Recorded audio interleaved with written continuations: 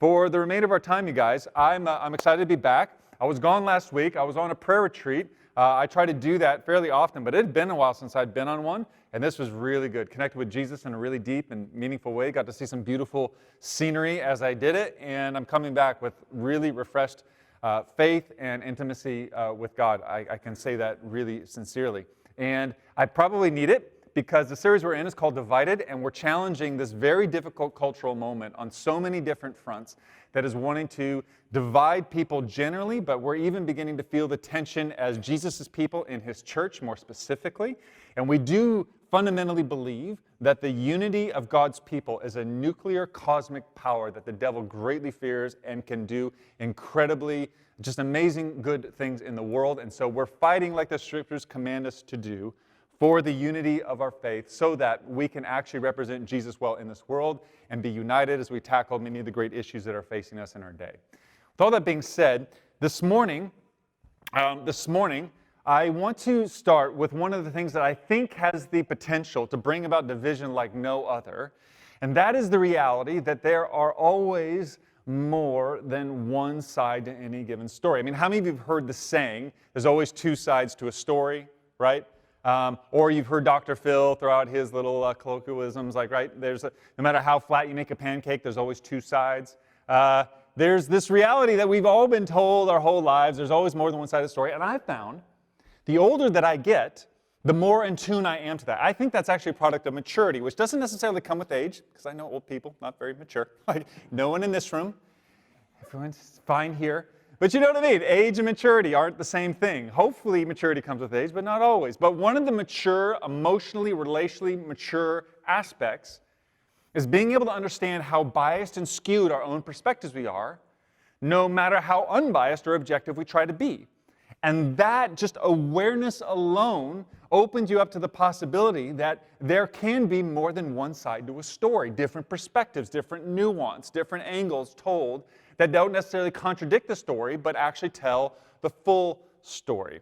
I had to learn this lesson pretty painfully in multiple different scenarios of my life, one of which was as an early missionary. My family was really broke, and we didn't have a lot of money. I had a wife, and I had just my oldest son at the moment, and so we didn't have a whole lot of money to get by. We basically had enough money to cover basic needs month to month, but if any unexpected bill came, we were going to be underwater. So every little chance I got to make a little bit of extra money or to go about a side hustle. These are the days before Uber and like DoorDash and stuff. So side hustles weren't quite as easy to come by, but I would take any opportunity that I could.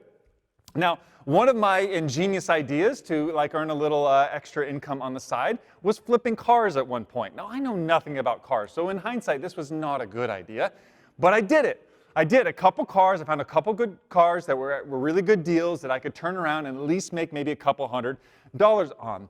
Now, one of these cars that I found was in great shape, and I knew it was being sold for a really, really like low price. The person selling it just wanted to sell it quickly, and they were happy to sell it to me, knowing that I was going to be able to resell it and make a profit if I wanted. It was all a great situation. So I went down and bought the car. Now, the easiest way I could think of to offload this car was to call a friend of mine who actually worked at a car dealership. And I called him and said, like, hey, if I brought this car in, what could you do? And he offered me a price for it. It was going to mean I was going to make about $500. And I'm like, sweet. Literally in under 24 hours, I'm going to make $500 by literally driving this car from point A to the dealership. Done. Hand me a check. It's over. That was it. I was like, this is a sweet side hustle. But right after I got off the phone with the dealership saying I was bringing the car over, I thought to myself, wait a minute. If the dealer's willing to offer me that, what could I get if I just tried to sell it myself? And so I just perused Craigslist, threw out a little ad just to test the waters, and sure enough, in just a couple of hours, I was able to sell it for twice the amount the dealership was going to give me. And I was excited. And I thought, this is a wonderful and good thing. And so I called back the dealership and said, sorry, I'm not going to bring the car after all. I'm just going to sell it on my own. And my friend there went belligerent on me. And he said, Seth, I went to bat for you. This isn't a thing that we kind of normally do. I told him your story. They're doing it. This looks like my boss, like he thinks this is a Christian thing, and now he's going to see this like an You gave me your word, Seth, and now you're breaking it. And you're breaking it for what? Like what? What, you going to make a few $100 extra? Is your integrity worth a few $100, Seth? I was mad. And here's my story. I am the poor, self-sacrificial missionary that's given his life and his career to Jesus. I'm just trying to feed my family and keep everything afloat. And if I can take an opportunity to make a little bit of extra money, like, why shouldn't I do it? That seems like the God thing to do. In fact, I told some of my friends, because when you're in a really tough spot, you just tell your story to kind of collect a little gang, a little posse that's got your back, that they believe your side of the story. So I did that. And I was as righteous as a self-righteous person could ever be. And then a few years went by, and there was a little rift between me and this person. Eventually, we saw each other later again, and he actually came to me and said, I was probably a little bit harsh on you. The deal, we do those kinds of deals dozens of times a day. It wasn't that big of a deal for us. I was probably a little bit harsh, and I had to tell him, honestly, you were right. I made a deal with you. I broke it, and I broke it only over a few $100s. That was, in the world of business, an unethical thing to do. It didn't represent the kingdom because that's how I was presenting the whole deal in the first place. And I apologized. I convinced myself that my side of the story was right. But the reality was there was another side of that story that I needed to take into consideration and humble myself under because it was true.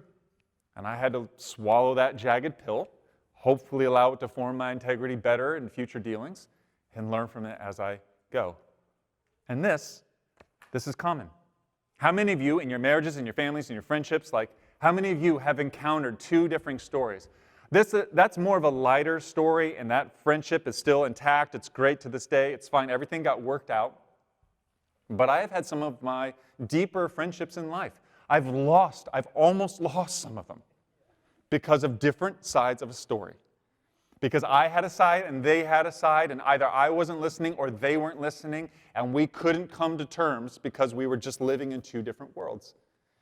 Relationships get thrown in the garbage because we think somehow we possess this objective knowledge of exactly the way life is or reality is, when the truth is human beings are deeply flawed, deeply subjective, deeply unable to actually see a full and complete truth, which is why the biblical idea of God is so important.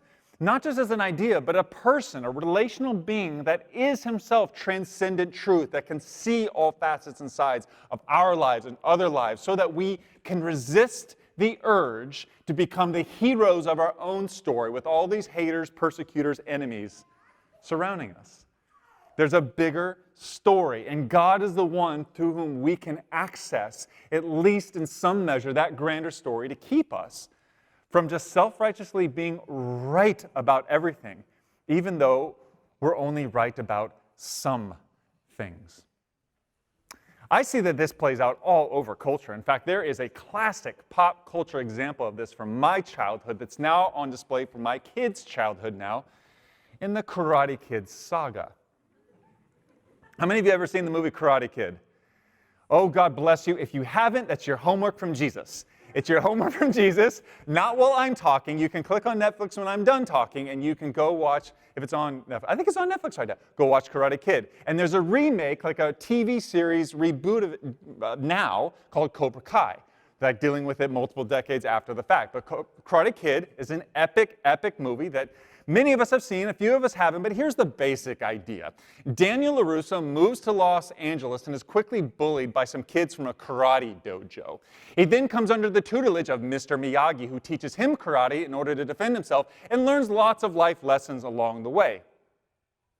And as you watch the movie, you're watching poor, innocent Daniel getting beat up time and time again by these karate kids from the Cobra Kai dojo.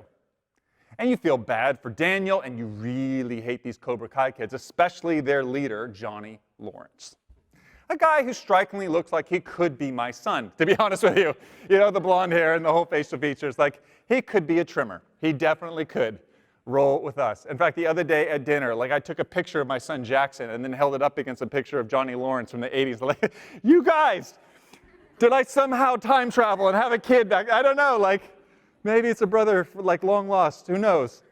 But eerily similar. All that aside, it seems as if you have this open and shut story. The hero and the villain, Daniel and Johnny Lawrence. Daniel and Johnny Lawrence. Until until you consider that there's more than one side to the story. And that's where things get interesting, because there are fan theories that have been developing now for decades because people have time on their hands to think about things more deeply than they ever should. And they began to theorize about the Karate Kid, and that is the premise for the new television show that has already come out, which centers on Johnny Lawrence as the hero of the story rather than Daniel. And before you think that that is crazy talk, let me share you the story of Johnny Lawrence from Karate Kid from his perspective. So Johnny grew up abandoned by his dad and emotionally abused by his stepdad. He discovered karate at age 12 and a sensei who not only believed in him but became a father figure to him. Johnny worked hard for 5 years to both earn his black belt and eventually become an instructor in the Cobra Kai dojo, a seriously high honor. Although he had gotten in lots of trouble in his troubled youth, all that would change in his final year of high school, where he, out of his own mouth, was committed to becoming an ex-degenerate and devoted himself to making everything work, turning his life around. Tragically, just before his senior year of high school, the love of his life, Allie with an I, Mills, breaks up with him. And he is desperate to try and work things out with her because he has dreams of a future with her, going to university together, etc. Well, that's when Johnny meets the sociopath from New Jersey by the name of Daniel LaRusso. When Johnny was trying to reconcile with Allie, Daniel actually butt into their conversation uninvited and instigated a fight. He charged at Johnny wildly, throwing punches and kicks, trying to knock Johnny down, but Johnny used his karate training to merely step aside non-violently without striking back. Only after LaRusso sucker punched him did Johnny begin to use an appropriate amount of force to stop Daniel's belligerent tirade, and then he immediately left in order to de-escalate the situation. Much later, Allie and Daniel did indeed start dating, and Johnny moved on with his life, quite maturely, but Daniel continued to antagonize him. At a high school dance, he put a water hose on him while he was sitting in a bathroom stall, ruining his night, and he did that completely unprovoked and for no good reason. Now, when Johnny and his friends went to confront him, Daniel set a trap. And he had a decorated war veteran and a master in martial arts jump in and beat up not only Johnny, but all his friends, who, by the way, at the time were underage. Now, Johnny later agreed to settle their beef civilly through an all-valley karate tournament. He even agreed to not defend himself against Daniel's continued taunts and verbal abuse. At the tournament, Johnny had all of his hard work and dedication pay off as he once again made it all the way to the finals of the tournament. Daniel entered the tournament, but he did so lying about his level of karate training. He wasn't actually a black belt. In fact, he actually literally stole a black belt in order to participate in this tournament, dishonoring the whole sport of karate. As the final match between Johnny and Daniel began, Daniel started to drive a wedge right between Johnny and the only father figure that has ever cared about him, his sensei. And when his sensei told Johnny to attack Daniel's injured knee, he didn't want to. He wanted to win with honor, but his sensei bullied him into it. Now, with his emotional state broken, and now every relationship taken from him that ever mattered in his life, he decided to throw the match by giving in on the final point. He dropped his hands and leaned his face right into Daniel to allow him to beat him with a ridiculously easy to block as well as an illegal kick. Some of you might recognize this iconic image if you would put it up. Highly illegal, highly easy to defend. He just gave in. Even after all that had been done, Johnny popped right up from the mat, took the championship trophy, handed it personally to Daniel with kind words of congratulation, without so much as a handshake or even an acknowledgement from the sociopath Daniel LaRusso. Whose story is right? And the great thing is, you watch the show Cobra Kai now from Johnny's perspective, and you're like, yeah, he was a struggling kid pulling his life together until Daniel showed up and literally ruined everything. Life is like that. And the more we are convinced we have the right story, that our story is the story, that we are even the hero of our own story, can lead us to make enemies out of people that really just have their own story. We can treat people maybe that are political opponents or seem like they're on the cross a different social divide or maybe even different backgrounds racially, ethnically, culturally, nationally, socioeconomically, and we can forget that our humanity that binds us together, and even as Christians, the faith that unites us in Jesus can actually carry way more things that we share in common than things that actually do divide us. And yet there is a very real agenda in this world. There's a devil that laughs every time we double down on our story, completely making ourselves ignorant to anyone else's. And this is a story that goes on in the Bible. The beautiful gift that the Bible actually gives us is that it allows us to transcend all these human stories that are limited in their scope and to see things from God's perspective, to see what God's story actually looks like so that we can actually take heed of what God might say in a situation rather than just go off of what we can only see in part. And one of the classic examples of this, although there are many, is a guy named Saul, who you might know as Paul. Saul was his Jewish name, Paul was his Greek or Roman name. Same guy, but he was a biblical scholar and Pharisee, a man passionate about his own culture, a man passionate about the preservation of the Scriptures, a man passionate about God's covenants and about God's law, who did convert to be a Christian, and here's how that happened. In Acts chapter 9, verse 1, here's the story. It said, "Meanwhile, Saul was still breathing out murderous threats against the Lord's disciples. He went to the high priest and asked him for letters to the synagogues in Damascus, so that if he found any there who belonged to the way was the term used to describe Christians, people of the way, or the way of Jesus, whether they be men or women, he might take them as prisoners to Jerusalem." So Paul's sole goal here is to eradicate Christianity. He sees Jesus as a fraud. He sees all of his followers as those who are diluting and polluting God's intentions in the world, misrepresenting God in the worst possible ways. And so he is doing his best through any means necessary in order to make sure that God's honor is protected and truth is preserved. He studied under one of the most respected and highly educated teachers in all the region, and he comes from a high pedigree of spiritual development. But as he's on his mission, he neared Damascus on his journey, and suddenly a light from heaven flashed around him. He fell to the ground and heard a voice say to him, "Saul, Saul, why do you persecute me?" Not the Christians, not the church, me. Why are you persecuting moi? Who are you? Saul asked. I'm Jesus, whom you are persecuting. You know, that fraud that you're trying to destroy. Now get up and go into the city, and you'll be told what you must do. So Saul gets up, he's blinded, he has to be led into the city, and now all of a sudden, his life is rocked. The story he thought he believed wasn't complete. Now as he goes into the city, there in Damascus, there was a disciple named Ananias. The Lord called to him in a vision and said, "Ananias." "Yes, Lord," he answered. And the Lord told him, "Go to the house of Judas on Straight Street and ask for a man from Tarsus named Saul, for he's praying, and in the vision he has seen a man named Ananias come and place his hands on him to restore his sight." And then Ananias says, "You know what? That's going to be a hard pass for me. That's a nopey nope, definitely no.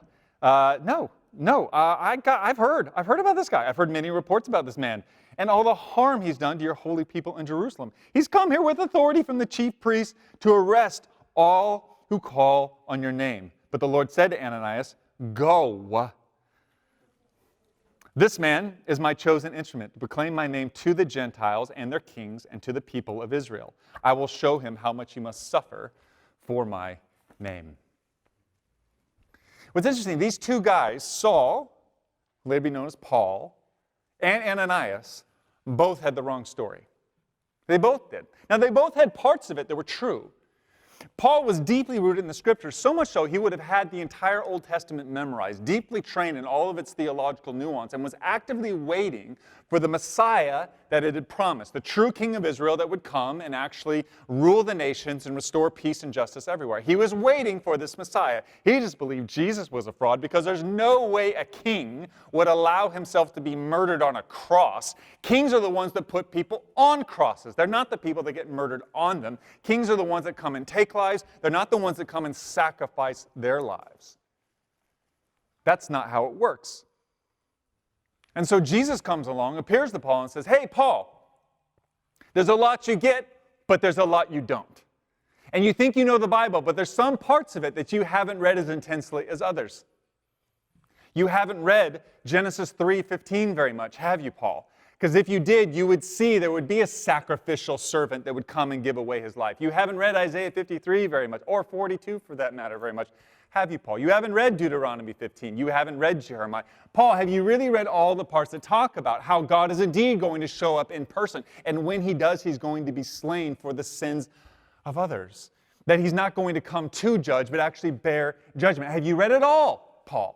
And you put that all into the pot. And if you put all that into the mixture and come out to the conclusion that Jesus of Nazareth was indeed the God of Israel come in human flesh that bore our sins so that we can live a new life for him. And Paul, being so filled with the Scriptures, knew enough about them that when the Messiah did come, it was prophesied that when the Messiah showed up, well, that was going to be the trigger point through which God was going to bring in all the nations, or the Gentiles, the non-Jews. He was going to bring in all the nations that God's long-lost kids were going to start coming home in droves. And so when Saul encounters a resurrected Jesus, based on the story that he actually did know, now being corrected by Jesus' story, he knows, oh, okay, well, that's not what I expected. However, if that is the story, and Jesus is the Messiah, and he is the Son of God, and is the Savior of the world, I know what happens next. The nations get to come home. And so where does Paul go? To the nations. Why are you sitting here in this room? Largely because of the work of Paul himself.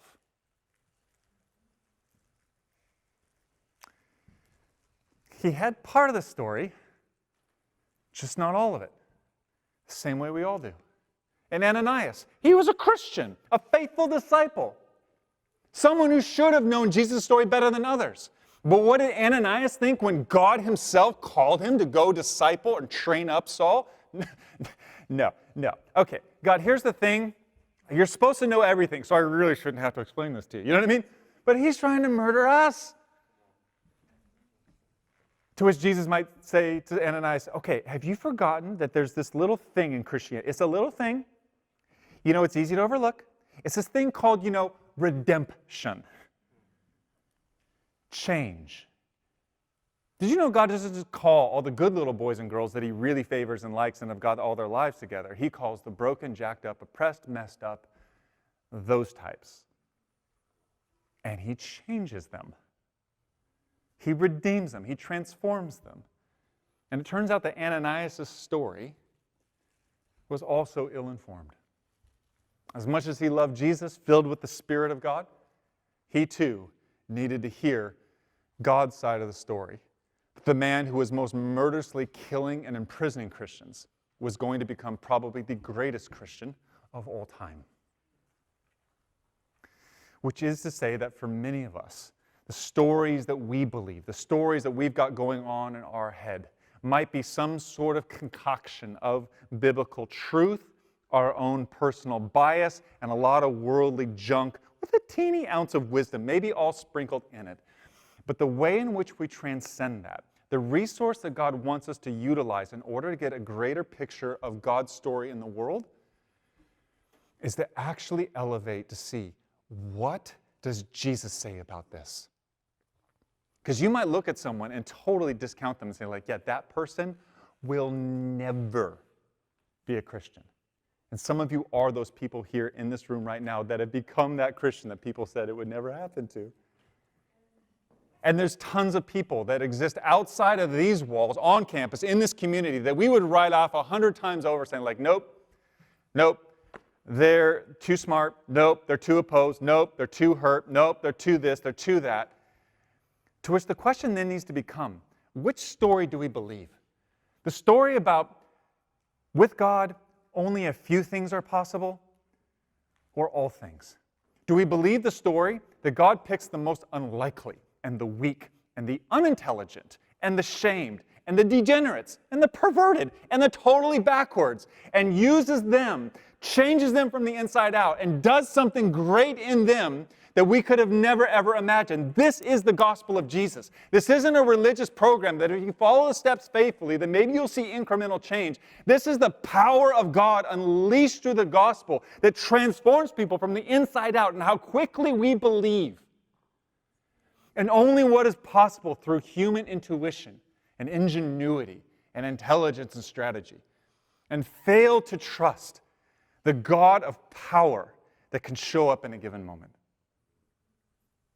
The reality is, for a church to find its unity around King Jesus means we have to know his story. We have to be humble enough to know that even my best understanding of the story is flawed, but Jesus's is not.